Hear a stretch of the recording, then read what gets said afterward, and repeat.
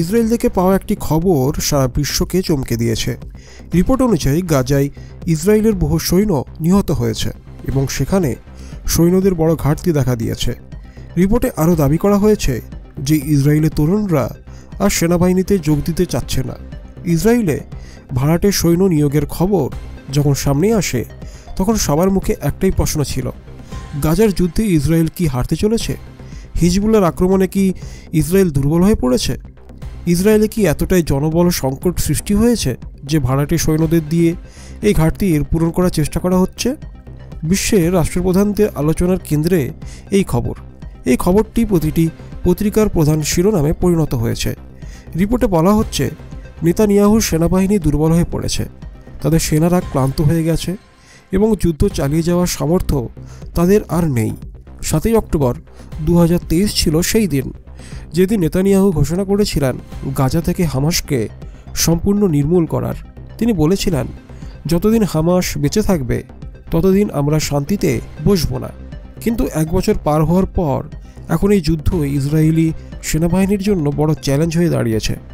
গাজায় প্রচণ্ড বোমাবর্ষণের পরও হামাসকে হারাতে না পারার কারণে ইসরায়েল এখন সৈন্য সংকটে ভুগছে। রিপোর্ট অনুযায়ী এই সংকট মোকাবিলায় ইসরায়েল ভাড়াটে সৈন্যদের নিয়োগের প্রস্তুতি নিচ্ছে।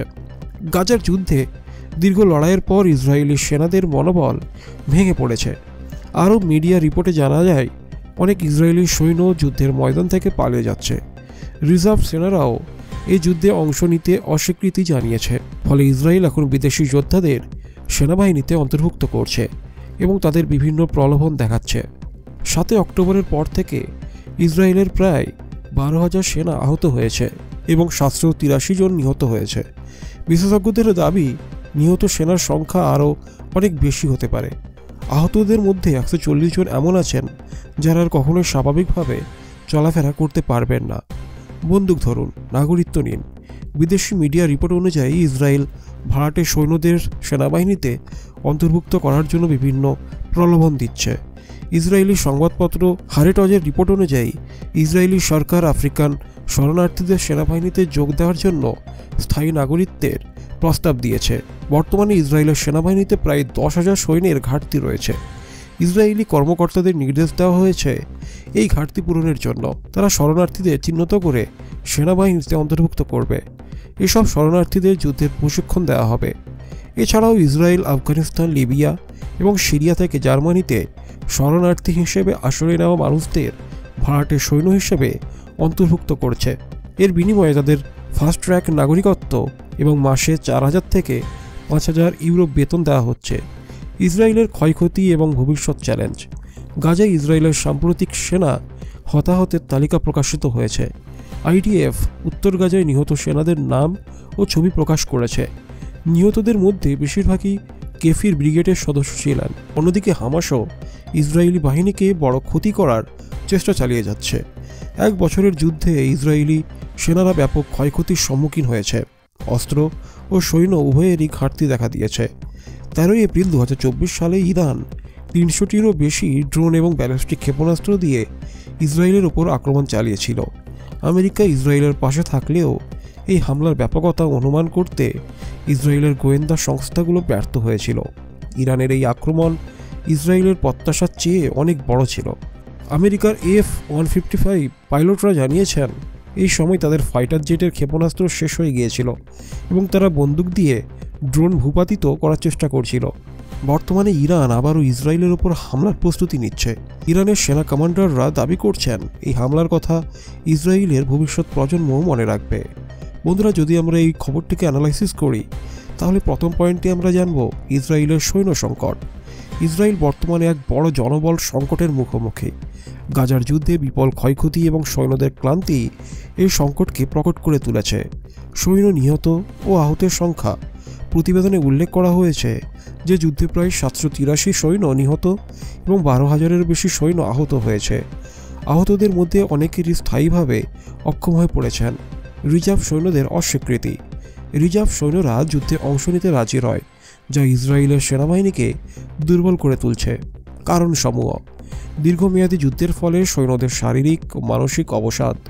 ইসরায়েলি তরুণ প্রজন্ম সেনাবাহিনীতে যোগদানে আগ্রহ হারাচ্ছে, যুদ্ধক্ষেত্রে হামাসের কৌশল এবং প্রতিরোধের ফলে ইসরায়েলি সেনাদের মনোবল ভেঙে পড়েছে। 2 নম্বর পয়েন্ট হচ্ছে ভাড়াটে সৈন্য নিয়োগের প্রয়াস। ইসরায়েল তার সেনাবাহিনীর এই ঘাটতি পূরণের ভাড়াটে সৈন্য নিয়োগের নতুন কৌশল নিয়েছে। আফ্রিকান শরণার্থীদের টার্গেট করা। ইসরায়েল আফ্রিকান শরণার্থীদের নাগরিকত্বের প্রলোভন দিয়ে তাদের সেনাবাহিনীতে নিয়োগ করার উদ্যোগ নিয়েছে।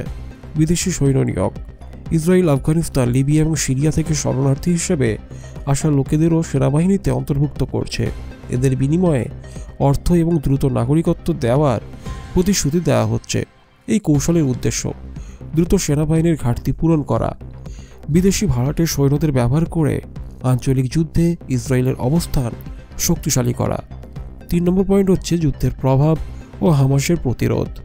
গাজায় হামাসের বিরুদ্ধে ইসরায়েলের ব্যাপক বোমাবর্ষণ সত্ত্বেও হামাস এখনও প্রতিরোধ চালিয়ে যাচ্ছে। হামাসের কৌশল, তারা গাজায় নিজেদের অবস্থান মজবুত রাখতে গোপন সুড়ঙ্গ এবং বিশেষ সামরিক কৌশল ব্যবহার করছে। ইসরায়েলের প্রতিকূলতা। দীর্ঘ 1 বছরের যুদ্ধে সৈন্য ও অস্ত্রের ব্যাপক ক্ষয়ক্ষতি ইসরায়েলের সামরিক শক্তিকে দুর্বল করছে। যুদ্ধের এই পরিস্থিতি ইসরায়েলের জন্য 2 দিক থেকে চ্যালেঞ্জ তৈরি করছে। 1 নম্বর হচ্ছে সৈন্য ও সরঞ্জামের অভাব। 2 নম্বর হচ্ছে অভ্যন্তরীণ এবং আন্তর্জাতিক চাপ, যা যুদ্ধ চালিয়ে যেতে তাদের জন্য আরও কঠিন করে তুলছে। 4 নম্বর পয়েন্ট হচ্ছে আঞ্চলিক প্রভাব এবং ইরানের ভূমিকা। ইরানের সামরিক কার্যকলাপ এই সংঘাতের মধ্যে নতুন মাত্রা যোগ করেছে। ইরানের ড্রোন ও ক্ষেপণাস্ত্র আক্রমণ। প্রতিবেদনে উল্লেখ করা হয়েছে যে ইরানে 300টির বেশি ড্রোন এবং ব্যালিস্টিক ক্ষেপণাস্ত্র ইসরায়েলের বিরুদ্ধে ব্যবহার করা হয়েছে। আমেরিকার ভূমিকা। আমেরিকা ইসরায়েলের পাশে থাকলেও ইরানের আক্রমণের ব্যাপকতা ইসরায়েলের জন্য বড় চ্যালেঞ্জ হিসেবে দেখা হয়েছে। আঞ্চলিক প্রভাব। ইরানের শক্তি প্রদর্শন শুধু ইসরায়েল নয়, বরং গোটা অঞ্চলে একটি বার্তা দিচ্ছে। এই সংঘাত মধ্যপ্রাচ্যে আরও উত্তেজনা বৃদ্ধি করতে পারে। 5 নম্বর পয়েন্ট হচ্ছে কৌশলগত ফলাফল এবং ভবিষ্যৎ।